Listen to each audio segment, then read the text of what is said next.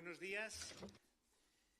Me encuentro hoy con mi homólogo y amigo, el ministro de Asuntos Exteriores de India, Jaishankar, a quien quiero agradecer muy personalmente que haya participado con nosotros esta mañana en la conferencia de embajadores de este 2025, en la que acaba de intervenir y de ofrecer a todos los embajadores de España en el mundo la visión de India sobre los asuntos globales.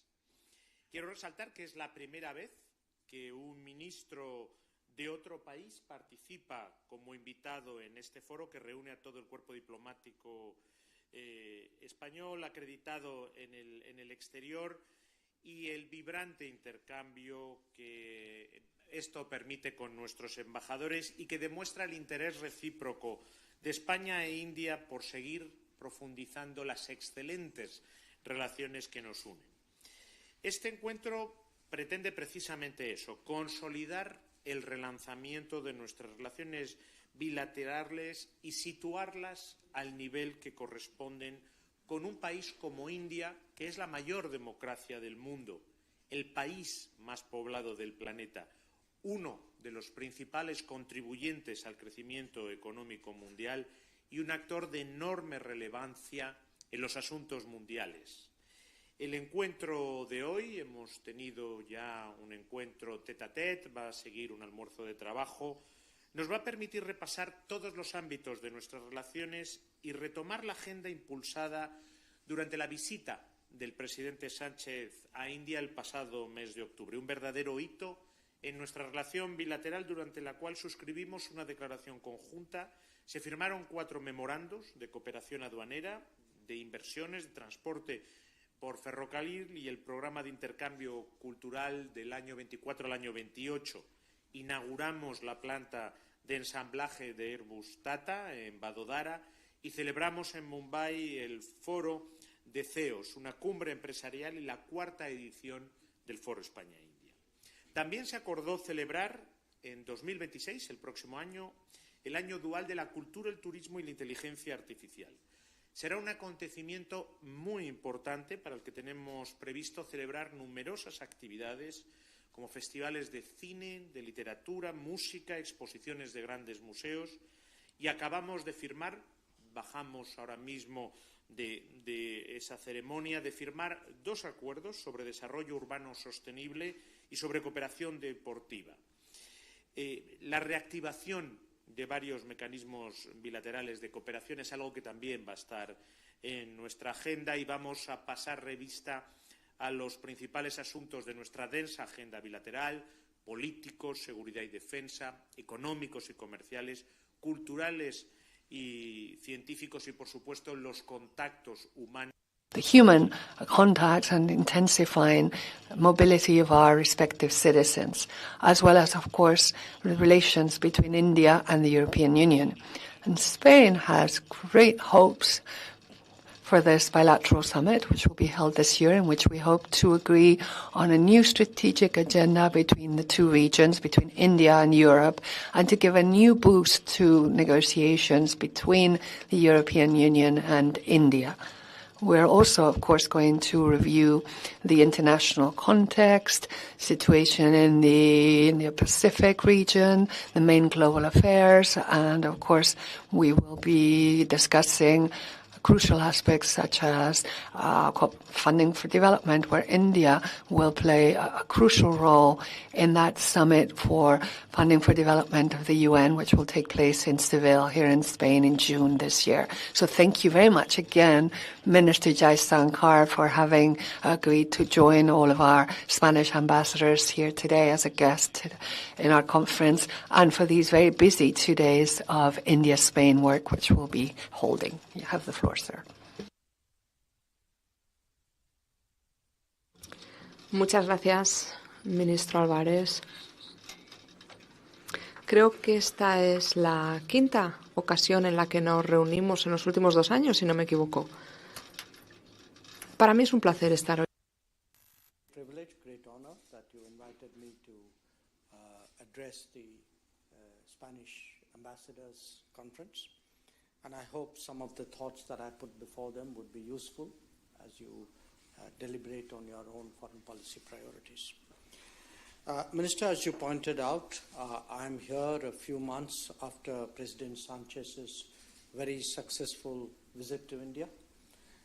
The last time I was here, I was with Prime Minister Modi. I accompanied him. This was in 2017.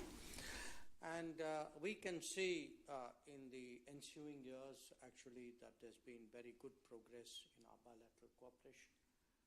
And our job today is to take that forward. When we look at our bilateral trade, it is today about 10 billion euros. There are huge possibilities in railways, in digital, in urban technologies, smart cities, green and clean technologies. And there are already, I believe, 230 Spanish companies with a presence in India. And we would welcome more of them to join us in Make in India, Design in India, collaborate with India. We've also had some very notable achievements in the field of defense and security. When President Sanchez came there, we had the handing over of the C-295 aircraft. And certainly we look forward to intensifying our defense and security cooperation. Indian ships make port calls to Spain, and we value the collaboration between our militaries. We also welcome your own presence closer to our parts of the world, especially where the Navy is concerned. Looking ahead, one important milestone we have agreed on is 2026 as a year of culture, tourism, and AI. I think it will help to bring our people much closer. Another area which I hope to discuss with you is the flow of talent between our countries, because the era of AI will call really for greater mobility of skilled professionals.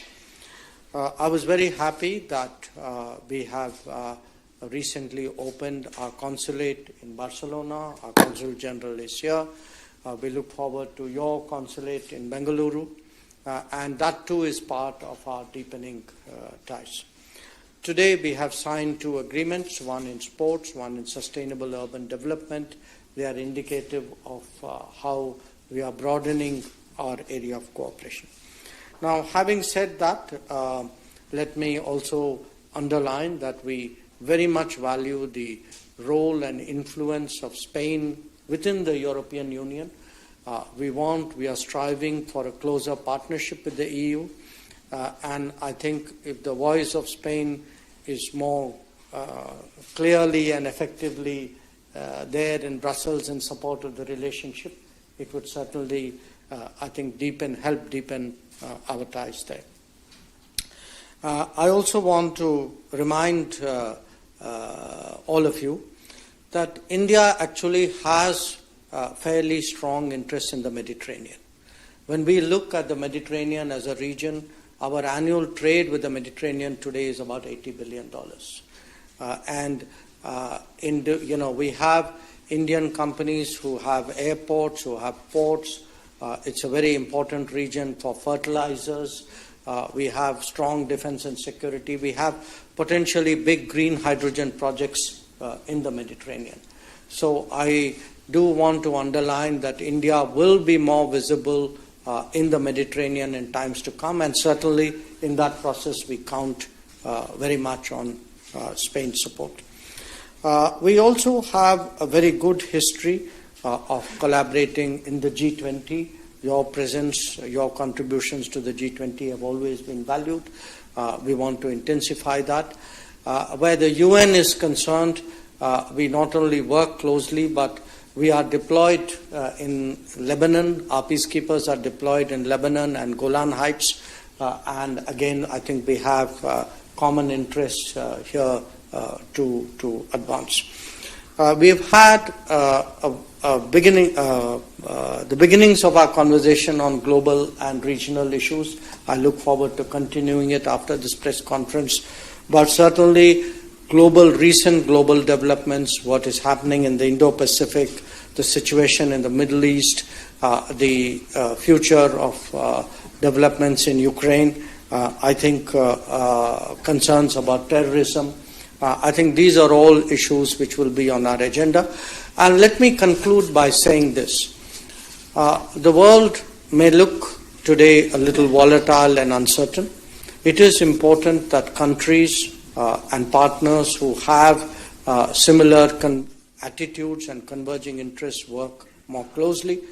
I'm very confident that strong India-Spain relations and a strong India-EU collaboration can be a stabilizing factor in a turbulent world. And I certainly hope that my conversations with you and with your leadership would help advance that process. Thank you very much.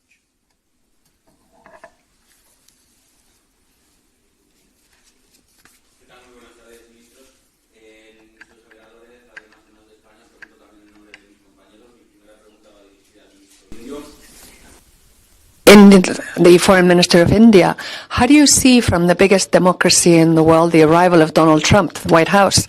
And for Minister Alvarez, also connected to that, I'd like to ask you if on the 20th there will be some institutional representatives of this country in the inauguration of Donald Trump. And what do you think about the fact that Santiago Abascal has been invited as a guest to attend that inauguration? Thank you. Thank you very much. About the participation of the Spanish ambassador in Washington. She will, of course, be attending that inauguration. As you know, the inaugurations of American presidents do not tend to invite heads of state or government, except on a personal basis. These are more institutional invitations, but they do invite ambassadors. No Spanish head of government or state has ever attended the inauguration of a Spanish president. We will, however, have our ambassador in Washington. As for any other invitations sent out for that inauguration, I have no comments. President Trump is, of course, free to invite whomever he likes to his inauguration. And Spain's position with respect to the extreme right-wing parties is a very clear one. It goes against European values, and we, of course, will always defend European values.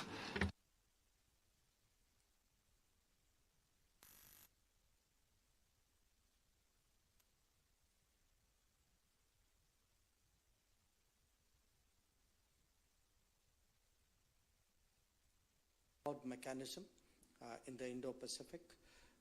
We actually saw very strong growth in different dimensions of India-US relations. So based on our previous record and based on close contacts between President Trump and Prime Minister Modi, we are very confident that our relationship will continue to grow. And at the inauguration, I will be representing my government.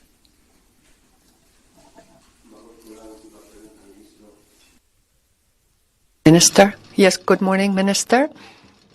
My question is if you could explain what happened last week when everything was ready for opening the customs to Ceuta and Melilla, and in the end, no trucks were able to get through. When do you think that finally those customs or those border controls will be operating normally? And finally, Podemos has asked the government today to ban the entry of the Maccabi team from Tel Aviv and its supporters. I wonder if the government is going to take any steps. Yes, as for the first question, both countries did think that last January 8th might be the first official crossing. There have been several tests before that which worked well, but it seems there's still some work to be done on the part of both sides with regards to those customs procedures that we can overcome any technical issues. What I'm surprised to hear about these customs issues is that no one ever, before the Spanish-Moroccan roadmap agreement, ever thought even or suggest that one day there might actually be customs post in Ceuta or reopen the one in Melilla. Everyone lived quite happily without them. And yet now, every so often, we hear comments from about it from people who never cared or worried about there being a customs post in Ceuta or reopening the one in Melilla. And these days I've had to hear quite a lot of lies and some very stupid statements about that future customs post. But in fact, now that we have firm political commitment from Morocco to open it, we will continue to work until it becomes a reality, as stated in the Spanish-Moroccan roadmap. And I do want to say to all citizens of Ceuta and Melilla that they can count on my personal commitment, because those two cities are amongst my most beloved Spanish cities. And as for sport, that basketball team, I think we should leave sports out of the realm of politics and foreign policy. And the Spanish government is very clear in its position against any defense of terrorism or genocide, and also against any anti-Semitism or Islamophobia. And so sport, therefore, is one thing, and let's leave it separate from politics. And when there are behaviors which, of course, are to be sanctioned, we will be very firm in that respect as well. Thank you.